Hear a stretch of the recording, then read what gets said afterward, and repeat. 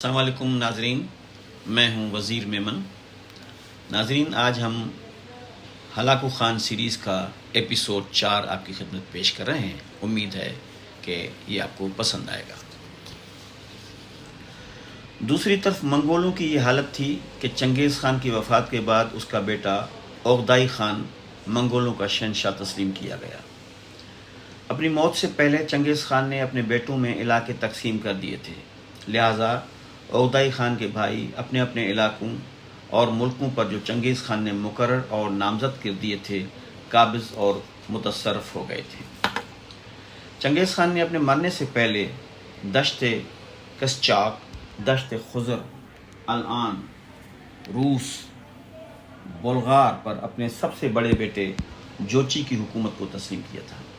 اس کے بعد ماورائے نہر، خوارزم، کاشکر، بدخشاں، بلخ، غزنی اور دریائے سندھ تک کا علاقہ اپنے بیٹے چغتائی خان کے حوالے کیا تھا، جبکہ چوتھے بیٹے تولائی خان کی حکومت میں منگولستان کا حصہ دیا تھا اور حکم دیا تھا کہ اوغدائی کے لشکر کا اہتمام اور سپہ سالاری تولائی خان سے متعلق رہے گی۔ اس طرح اوغدائی کو بادشاہ اور باقی بیٹوں میں سلطنت کو تقسیم کرنے کے بعد چنگیز خان وفات پا چکا تھا۔ کہتے ہیں کہ 2 برس حکومت کرنے کے بعد اوغدائی نے اپنے تمام بھائیوں کو طلب کیا اور ایک بہت بڑی ضیافت اور جشن کا اہتمام کیا۔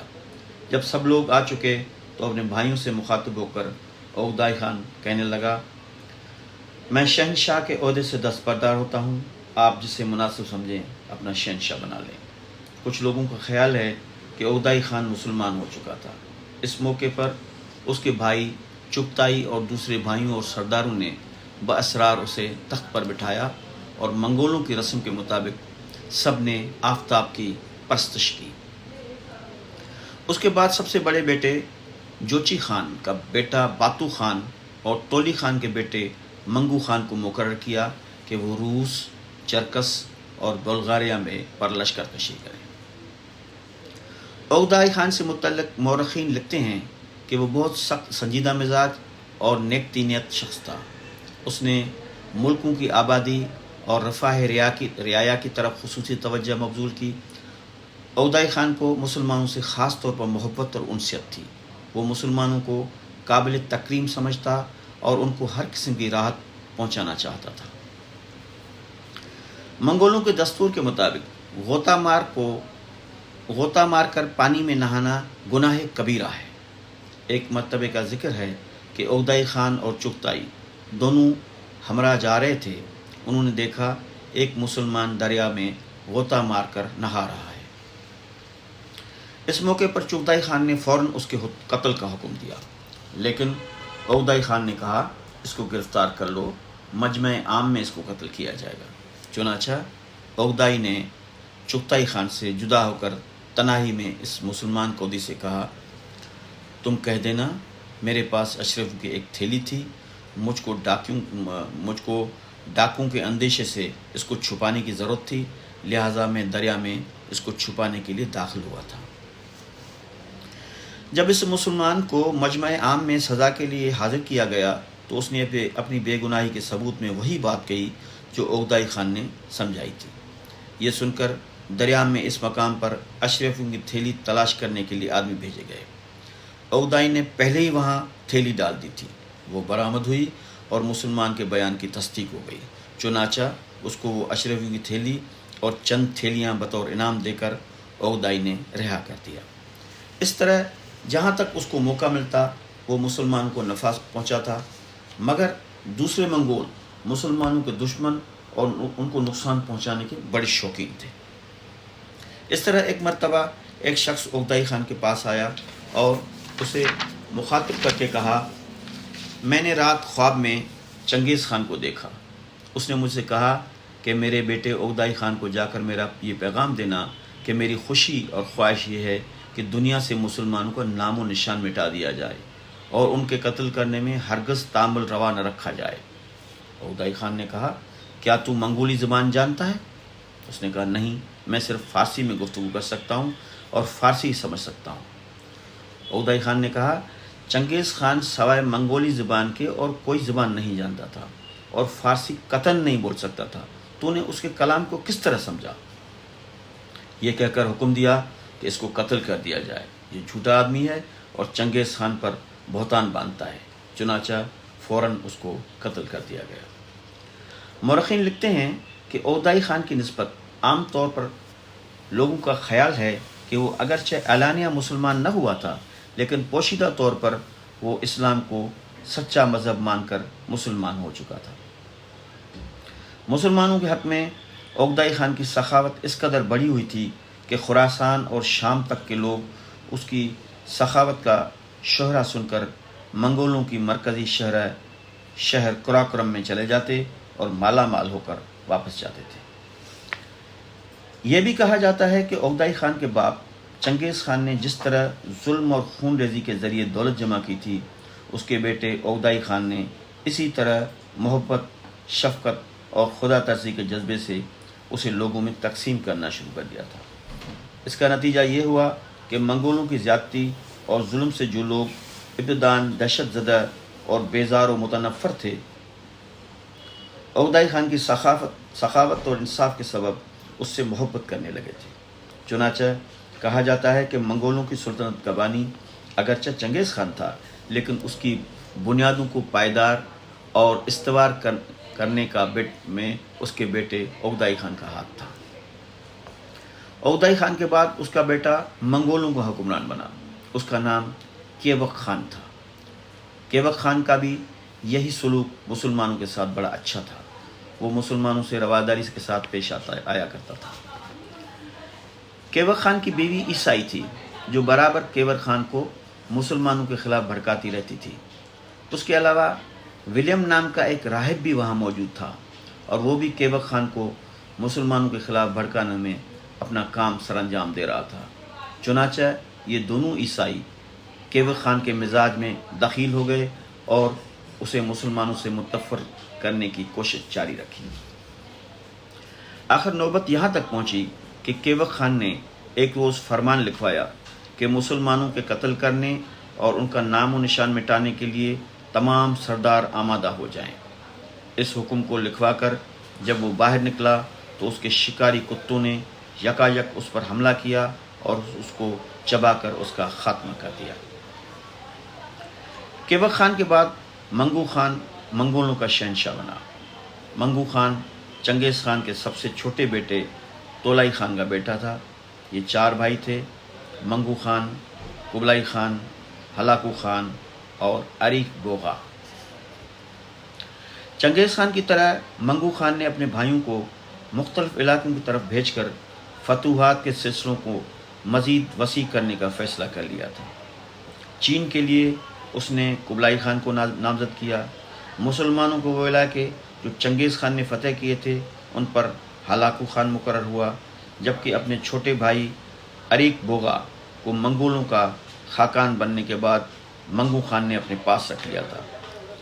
اس طرح قبلائی خان چین اور ہلاکو خان مسلمانوں کے علاقوں کا رخ کرنے کی تیاریوں میں مصروف تھے۔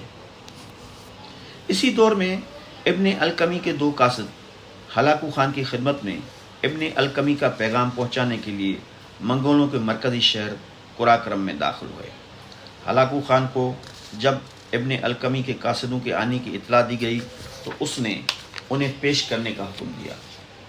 چنانچہ ابن القمی کے قاصدوں کو ہلاکو خان کے سامنے پیش کیا گیا۔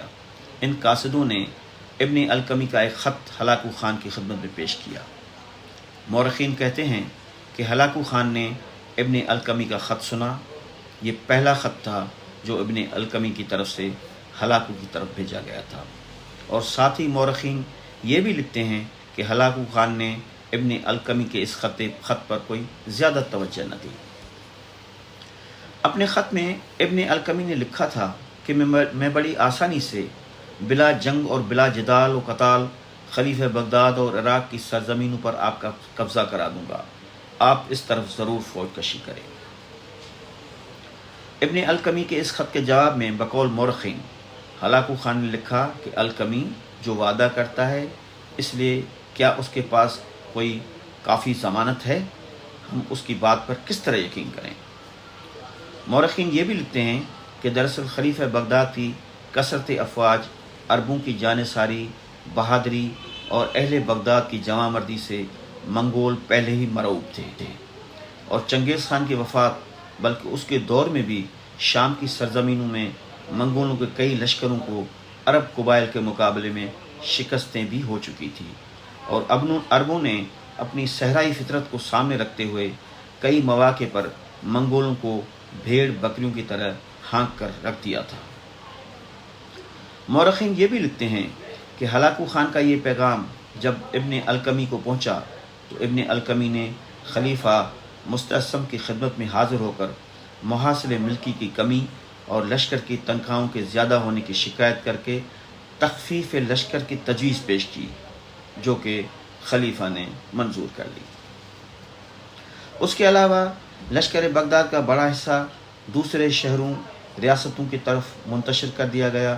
جو تھوڑے سے آدمی بچے، ان کی تنخواہوں کی ادائیگی کے لیے ابن القمی نے یہ صورت اختیار کی کہ بازار کا محصول وصول کرنے کی لشکریوں کو اجازت دے دی۔ مورخین لکھتے ہیں کہ ابن القمی کے ان اقدامات کی وجہ سے بغداد کا جو بہت بڑا لشکر تھا وہ منتشر ہو کر رہ گیا۔ لشکر کی اکثریت بغداد سے باہر بھیج دی گئی، چند دستے بغداد میں رکھے گئے۔ پھر ابن القمی نے جو لشکریوں کو اجازت دے دی کہ وہ شہریوں کے محصول کی صورت میں اپنی تنخواہ وصول کر لیا کریں، تو مورخین لکھتے ہیں کہ اس سے شہر والوں کو سخت اذیت پہنچی اور لوٹ مار کا بازار گرم ہو گیا۔ اس طرح ابن القمی کو ایک اور بہانہ مل گیا کہ لشکری شہر میں لوٹ مار کرنے لگے ہیں، چنانچہ اس نے اس بہانے کو سامنے رکھتے ہوئے ابن القمی نے بہت سے لشکریوں کو لشکر سے نکال دیا اور خلیفے سے کہہ دیا کہ ان منگولوں کی روک تھام کے لیے سرحدوں کی طرف روانہ کر دیا گیا ہے۔ اس موقع پر ابن القمی نے ایک اور کام کیا۔ حلہ کی بستی میں امامیہ والوں کی آبادی زیادہ تھی، چنانچہ حلہ کے امامیوں کو آمادہ کر کے ابن القمی نے ان سے ہلاکو کے پاس خطوط بھیجے، اور مورخین کے مطابق ان خطوط میں لکھا تھا: ہمارے بزرگوں نے بطور پیش گوئی ہم کو خبر دی تھی کہ فلاں سن میں فلاں منگول سردار بغداد اور عراق پر حملہ کرے گا۔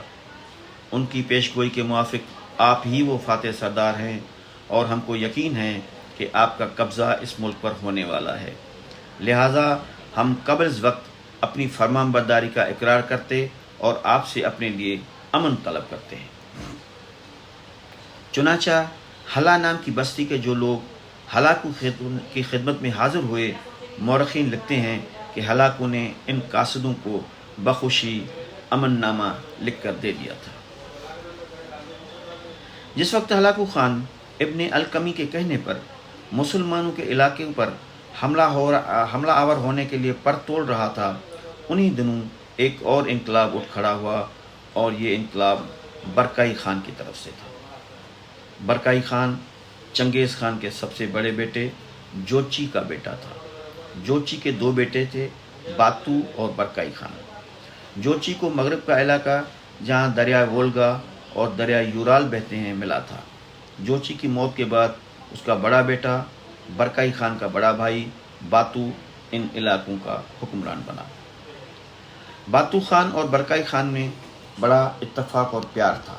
باتو خان بڑی عیش و عشرت کی زندگی بسر کرنے کا عادی تھا۔ جب وہ شراب پیتا تھا تو وحشی تاتاری ساز بجتے تھے، اس کے جام طلائی ہوتے تھے، مگر اب ان کے چنگیز خان کی طرح گھوڑوں کا دودھ بھرا ہوتا تھا۔ اس کی 16 بیویاں تھیں، اور جب وہ کبھی اپنے لشکر کے ساتھ پیش قدمی کرتا تو اس کے متحرک پڑاؤ کے ساتھ ساتھ اس کی وہ 16 بیویاں اپنے اپنے چھکڑوں میں سفر کرتی تھیں۔ اس کی 16 بیویوں میں سے کافی اولاد تھی، اور ان سب کے نام باتو خان کو خوب یاد تھے۔ اسی باتو خان یعنی برکائی خان کے بڑے بھائی کے حکم سے دریائے وولگا کے کنارے ایک شہر آباد کیا گیا جس کا نام سرائے رکھا گیا۔ اس شہر کی فصیلیں کچی تھیں جن کے اندر خیموں کا شہر آباد کیا گیا تھا۔ اس شہر میں مشرق اور مغرب کے تاجر آتے جاتے رہتے تھے، جس کی وجہ سے یہ بہت بڑی تجارت گاہ بن گیا تھا۔ بہار کے موسم میں باتو خان دریائے وولگا کے بائیں کنارے پر زندگی بسر کرتا۔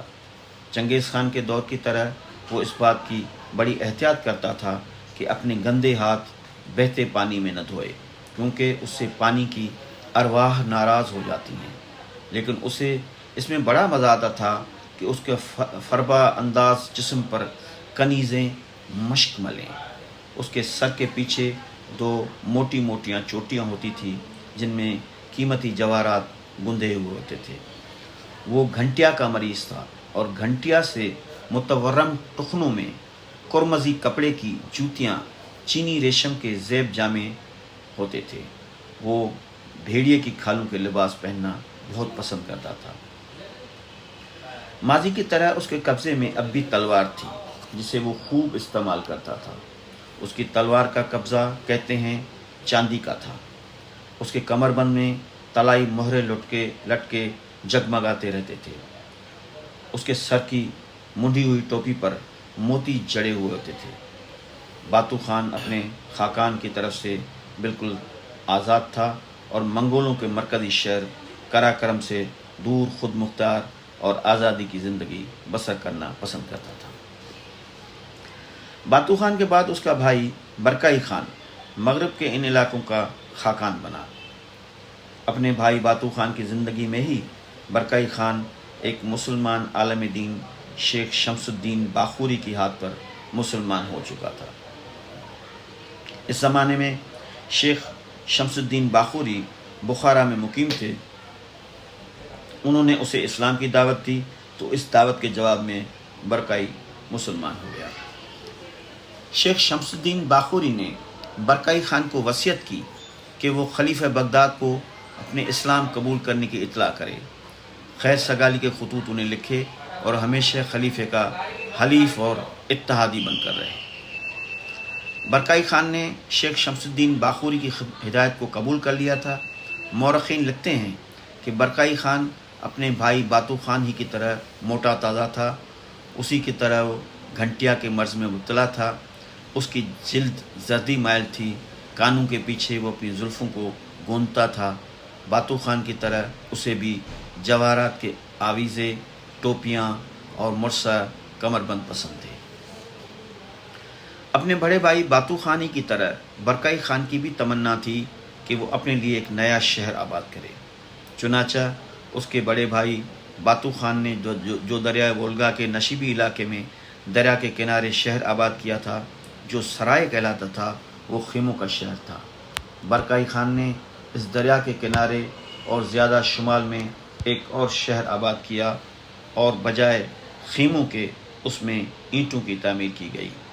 اس تعمیر کے لیے اس نے مختلف علاقوں سے مسلمان کاریگروں کو اپنے پاس جمع کیا تھا۔ جاڑوں میں یہ زیادہ آرام دہ شہر ثابت ہوا۔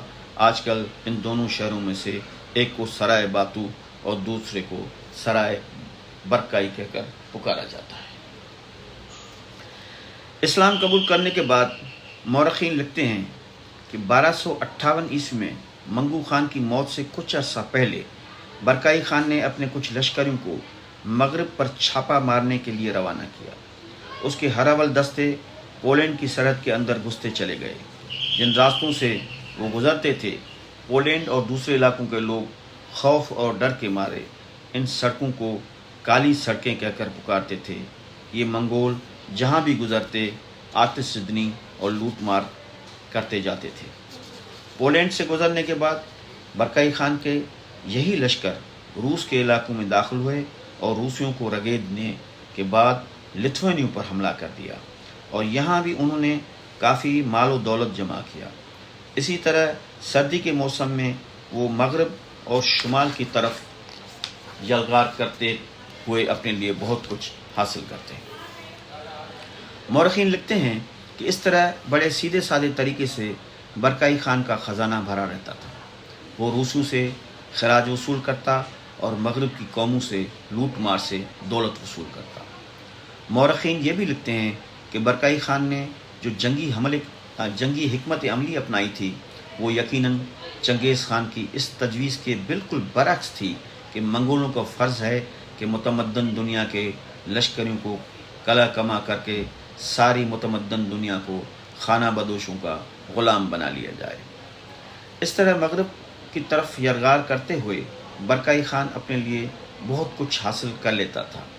چونکہ وہ اسلام قبول کر چکا تھا، لہذا اپنے پاس وہ ترک مسلمانوں کو جمع کرنے لگا۔ اس طرح برکائی خان منگول حکمرانوں میں پہلا شخص تھا جس نے اسلام قبول کیا، اور اس کے اسلام قبول کرنے کی وجہ سے ایک انقلاب برپا ہونا شروع ہوا، اس لیے کہ برکائی خان نے اسلام قبول کرنے کے بعد چپ نہیں سادھ لی تھی، بلکہ اس نے دوسرے منگولوں کے اندر بھی اسلام کی تبلیغ کا سلسلہ شروع کر دیا۔ لہٰذا اس کی دیکھا دیکھی بہت سے منگول بھی ہلکا بگوش اسلام ہونے لگے تھے، اور ساتھ ہی ساتھ برکائی خان اپنے علاقوں میں ترک مسلمانوں کو بھی جمع کرتا جا رہا تھا۔ اس بنا پر برکائی خان کی طاقت اور قوت میں بھی اضافہ ہوتا چلا گیا تھا۔